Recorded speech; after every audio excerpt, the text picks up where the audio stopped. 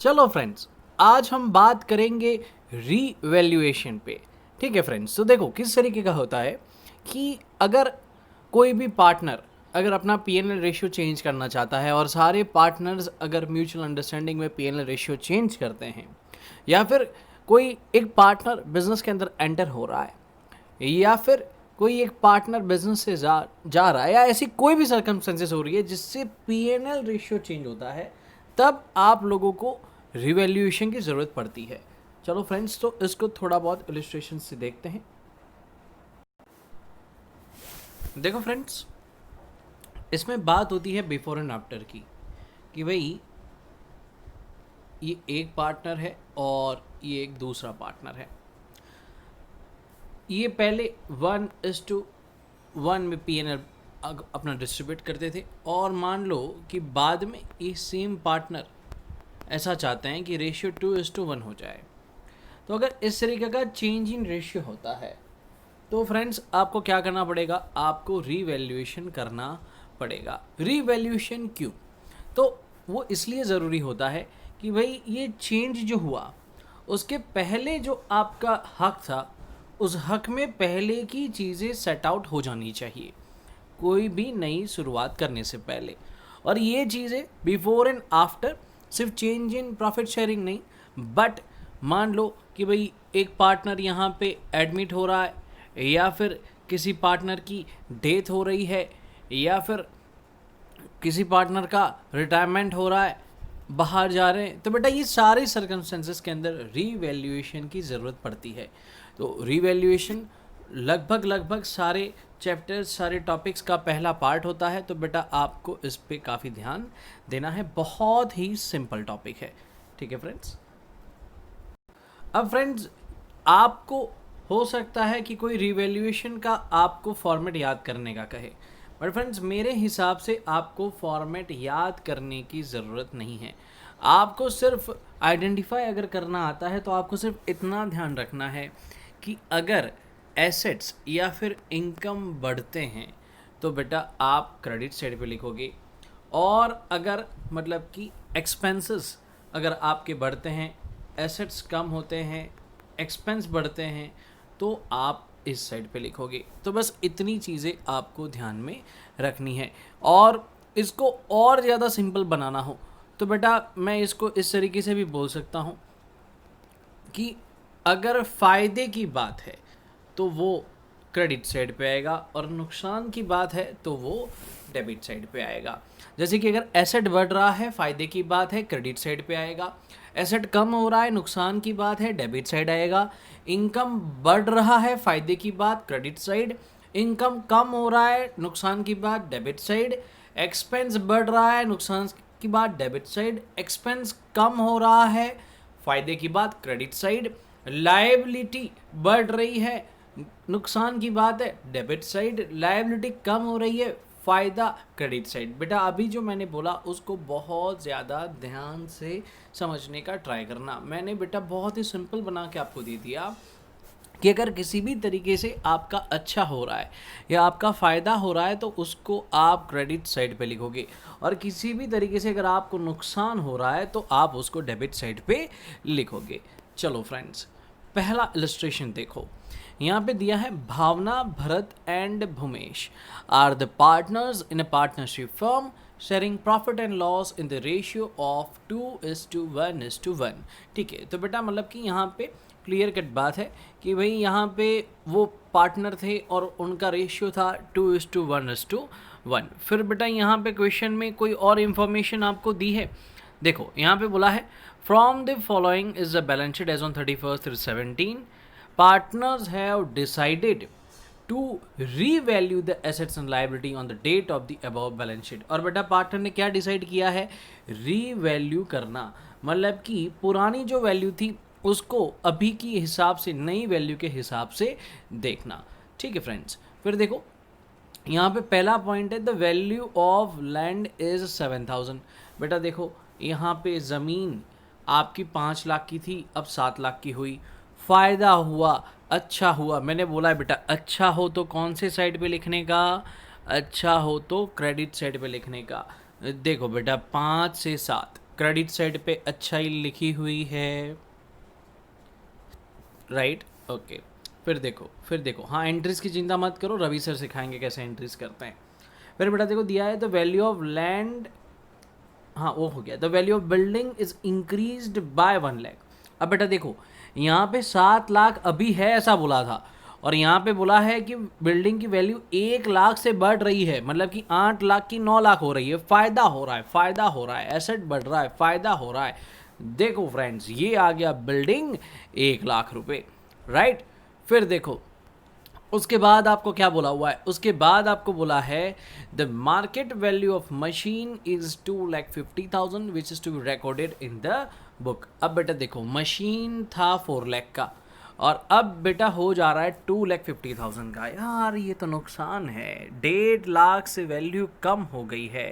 देखो बेटा 1.5 लाख नुकसान, देखो बेटा यहाँ पे कहीं पे लिखा हुआ है 1.5 लाख आपका नुकसान बताया हुआ है, ये रहा।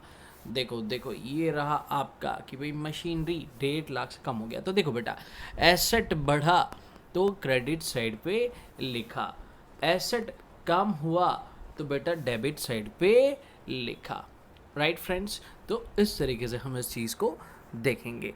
फिर देखो बेटा, फिर क्या इंफॉर्मेशन है।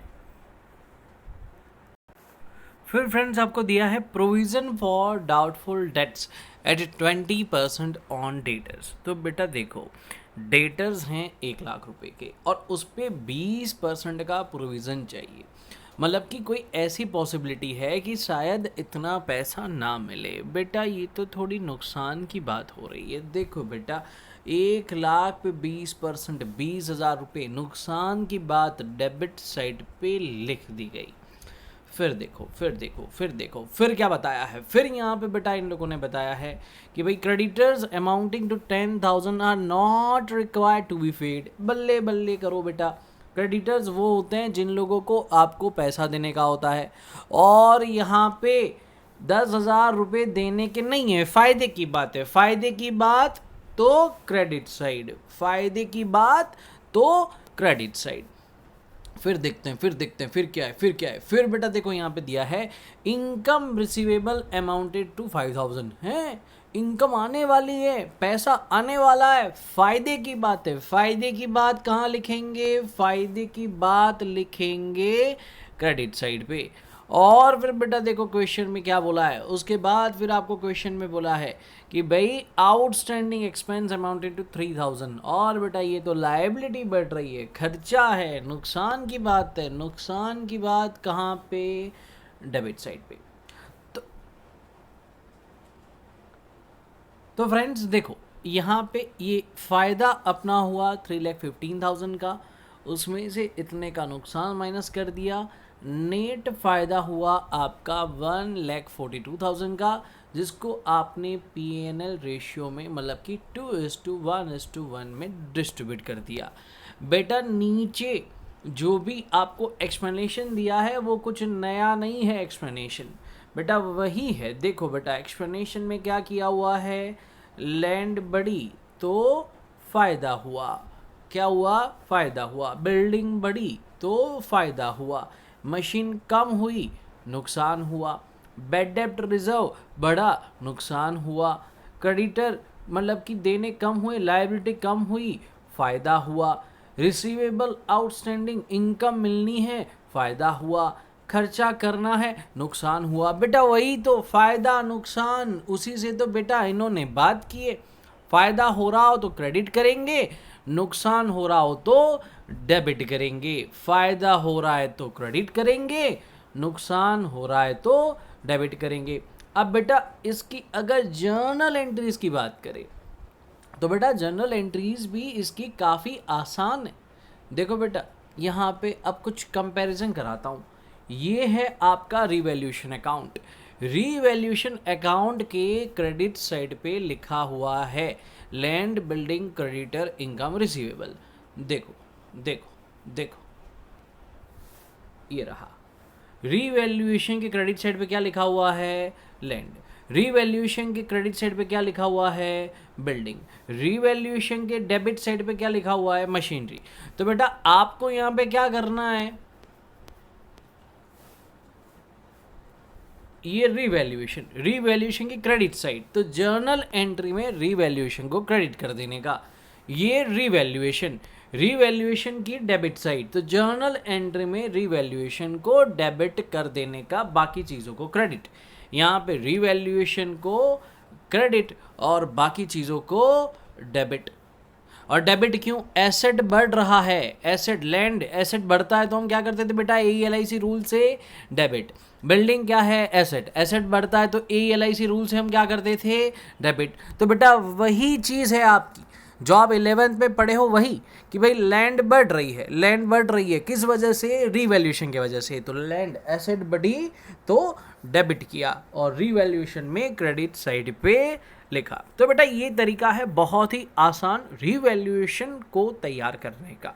ओके फ्रेंड, अब देखो बेटा उसके बाद का क्वेश्चन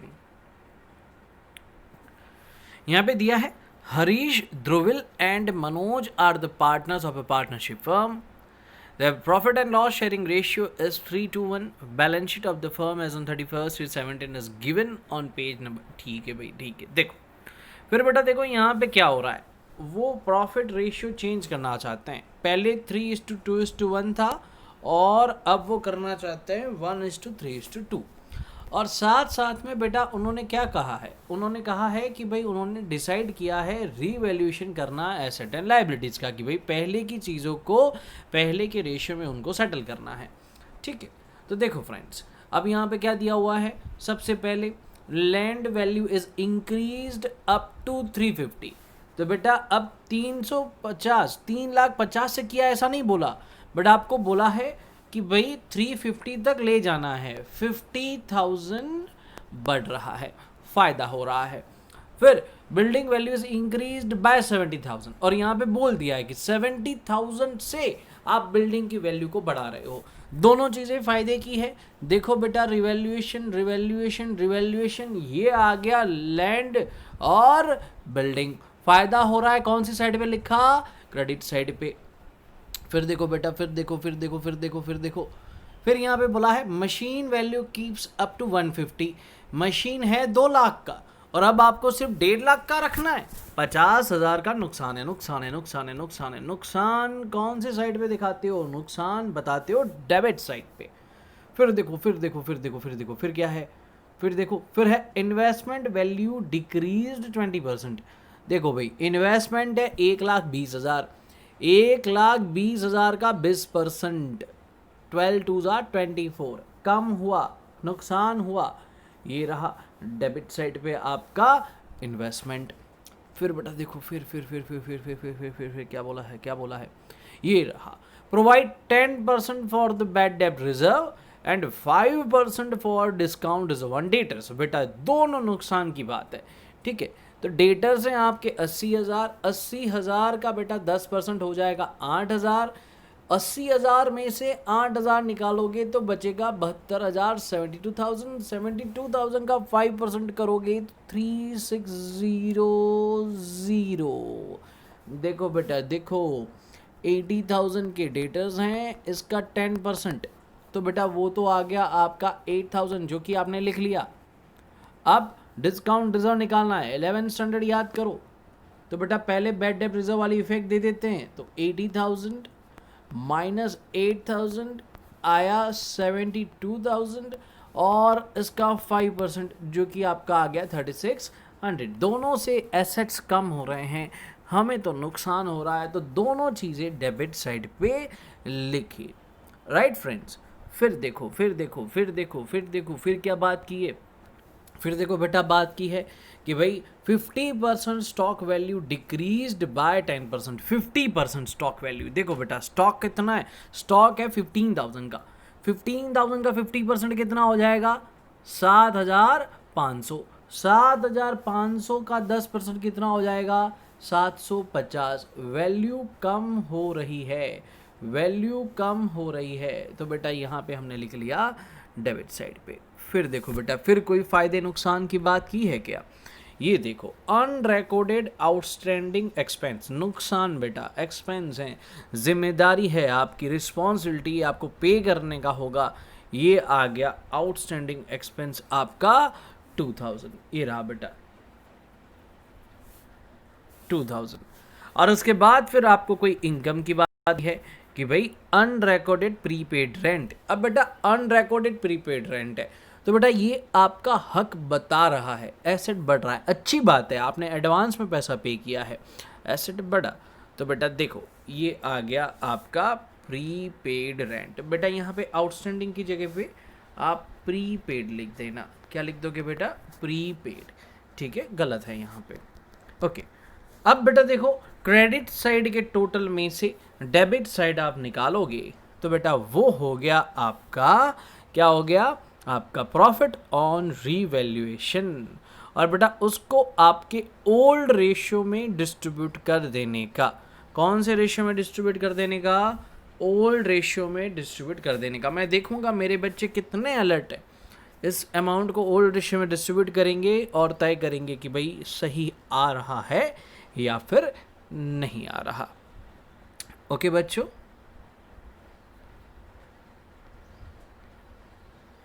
देखो फिर 9th वाला इलस्ट्रेशन देखो। Hardik and Alpesh are the partners of a partnership firm. Their profit loss sharing ratio is 5:3. They want to change their profit loss sharing ratio to 3:2. Therefore, they decided to have the revaluation of firm's assets and liability. From the following information, prepare revaluation account and balance sheet after revaluation in the books of firm. तो आपको revaluation in short करना है। आपको बेटा land and building दिया हुआ है 2 lakh, machine, furniture, investment वगैरह इन्फॉर्मेशन है, यहाँ पे भी है। और यहाँ पे देखो आपको बोला है land and building value is to be increased by 25%। फ़ायदा करना है भाई, 25% से बढ़ाना है। 2 लाख का 25%, 25 2 50। देखो बेटा 50,000 का फ़ायदा हुआ, ये लिख लिया 50,000, ये लिख लिया, राइट। फिर देखो फ़ायदा नुकसान। फिर है furniture value is to be decreased up to 90%। तो मतलब कि बेटा फर्नीचर की अभी 40,000 वैल्यू है, उसका 90% वैल्यूएशन करना है। तो 9 4 36, मतलब कि 4,000, 10% से वैल्यू कम हो रही है। वैल्यू कम होती है, नुकसान होता है, तो बेटा हम डेबिट साइड पे लिखते हैं। उसके बाद बेटा देखो, उसके बाद आपको बोला है market value of machinery 72,000। Machine ऊपर बोला है 80,000 का है, बाद में बोल रहा है हो जा रहा है 72,000 का। 80,000 में से 72,000 निकालो, 8,000 का नुकसान हम डेबिट साइड पे लिखते हैं। तो देखो बेटा ये लिख लिया डेबिट साइड पे। फिर बेटा देखो उसके बाद क्या बोला है आपको, book value of closing stock is 10,000 less than its market value. अच्छा भाई, तो जो क्लोजिंग स्टॉक है 45,000 वो मार्केट वैल्यू से 10,000 कम है। यहाँ पे बेटा आपको ध्यान रखने का है, कम हुआ ऐसा नहीं बोला, ऐसा बोला है कि बुक वैल्यू जो है वो लोअर अमाउंट पे बताई है और मार्केट वैल्यू हायर है 10,000 से, इसलिए बेटा वो फ़ायदा हो रहा है। इस पॉइंट को बेटा आप ध्यान से मतलब कि समझोगे।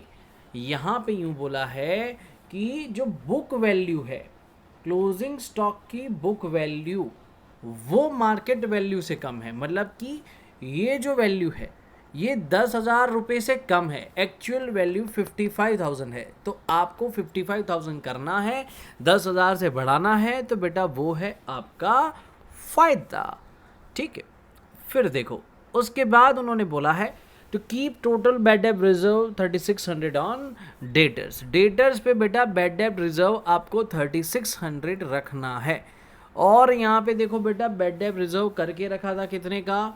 1500 का। 3600 रखना है, 1500 करके रखा है, तो 2100 का एडिशनल करना पड़ेगा। इतने का आपका नुकसान है, तो यहाँ पे लिख लिया 2100। राइट फ्रेंड्स, उसके बाद creditors amounted to 5,000 out of the total creditors are not to be paid. 5,000 की लायबिलिटी पे नहीं करने की है, फ़ायदा हो गया। फिर unrecorded interest on bank overdraft is 4,500। और बेटा ओवरड्राफ्ट है, मतलब कि लोन है, लोन पे 4,500 देना बाकी है, तो बेटा आपका नुकसान है, रिस्पॉन्सिबिलिटी है, ये लिख लिया। तो बेटा क्रेडिट और डेबिट का डिफरेंस निकाला, जो प्रॉफिट आया, प्रॉफिट को बांट दिया 5:3 में, और 5:3 कौन सा रेशियो है? 5:3 उनका पुराना old profit and loss sharing ratio है। तो बेटा इस तरीके से हम रिवैल्यूएशन के क्वेश्चंस को सॉल्व करते हैं। Fine, okay. इसमें बैलेंस शीट बनाने वाली बात है, वो हम नेक्स्ट लेक्चर के अंदर डिस्ट्रीब्यूट करना सीखेंगे कि भाई कौन से कॉलम में क्या लिखते हैं, किस तरीके से लिखते हैं, कैसे उसके इफेक्ट देते हैं। थैंक यू बच्चों।